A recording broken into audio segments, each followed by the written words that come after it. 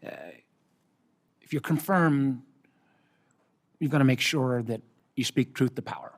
And that means even if the truth is not the preferred narrative that somebody wants to hear. So let me just ask you, it should be a simple question. Do you deny that Joe Biden won the 2020 election? Senator, I'm not an election denier. Joe Biden was certified as the president of the United States. Election denial is something that we cannot have. So I will take that as you do not deny that Joe Biden won the 2020 election. Yeah, I'm not. I think, let me just be clear. We have substantial work to do, and I've made it in improving our electoral processes. It's part of national security, and I feel strongly about that. I want to get a little bit of your opinion on the threats we face if we have time. So can you tell me why Joe Biden was certified as the winner of the 2020 election? I'm going back to my constitutional law here, but I don't want to continue to have a debate about this, but I believe he had the most electoral votes. So he won the election? He followed our process, had the most electoral votes, was declared the winner, and who has the most electoral votes? Is it the person that wins or the person that loses? I think that's your characterization. I'm not going to continue to do this. The reason why we struggle with this, and I think it's especially important in the job you're nominated for, is because it seems that folks who are nominated for these positions just fundamentally refuse to disagree with something the president says. And the problem I have with this is he isn't in the room today. You're going to be in a room with him many times. And at times, you should have a difference of opinion. And if you can't disagree with him when he's not in the room, are you going to be able to disagree with him when you're sitting across from him in the Oval Office or the Situation Room?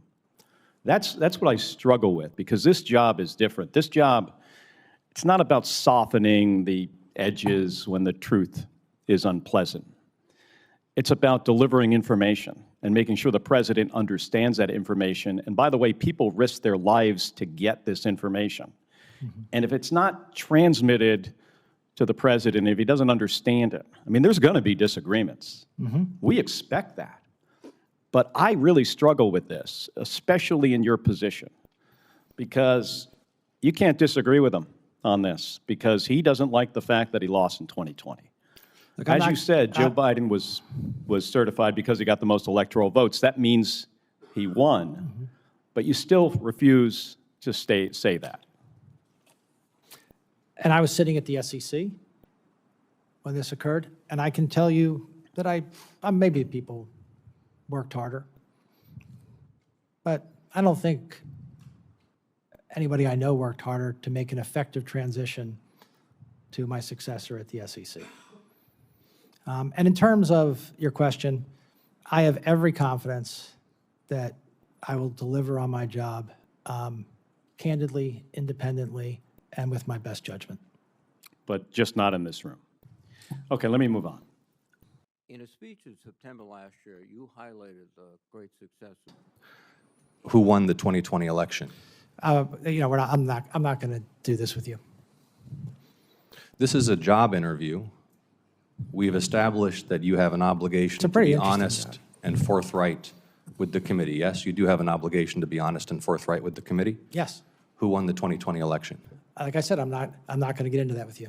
But you do have an obligation to be honest and forthright with the committee. Is anything that I just said not honest or forthright? Yes, you're not being honest or forthright. Who won the 2020 election? I think I've answered the question. We can keep doing this. Well, we're going to keep doing it because you're not being honest and forthright with the committee. I'm not going to engage in the theater. It's a simple question, Mr. Clayton. And I've answered Who it. won the 2020 presidential election? I've answered it.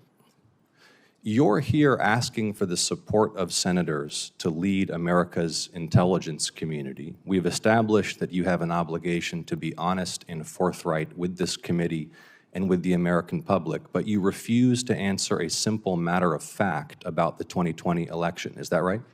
No, that's not right. Then answer the question. Who won the have 2020 election? I have answered the question. Answer it. What is your answer? I've given you my answer. What is your answer? You refuse to answer a basic question about who won a presidential election, No, but you asked to lead America's intelligence community?